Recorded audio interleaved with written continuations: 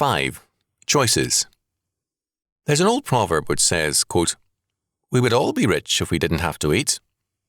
This is simply another way of saying that we all have priorities, and we make our choices in terms of them. Some men choose to be miserly on food, clothing, and shelter because they value money so highly. They may like their family, but they love money more, and so they sacrifice everything to accumulate money. Others sacrifice for their children, and everything else takes second place in their lives. Many other examples could be cited, but we can summarize it thus. We are always making choices, consciously or unconsciously, in terms of what we prize or love the most. Our choices reveal our faith.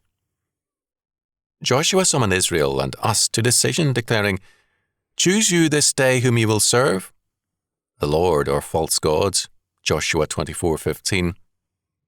Later, Elijah summoned the people to decide between God and Baal, 1 Kings 18:21. Over and over again, the Bible demands that we choose and warns us that all our actions represent a choice. Everything you and I did last year and yesterday and are doing today represents a choice and a decision about priorities. Our lives continually witness for us or against us as to what we believe in, what we sacrifice for, and what we have chosen.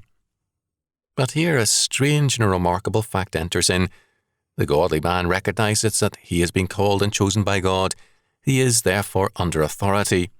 His choices have been made by God and set forth in Scripture.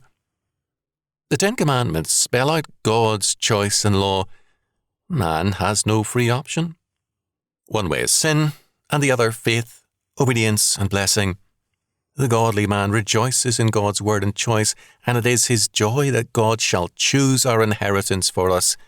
Psalm 47:4.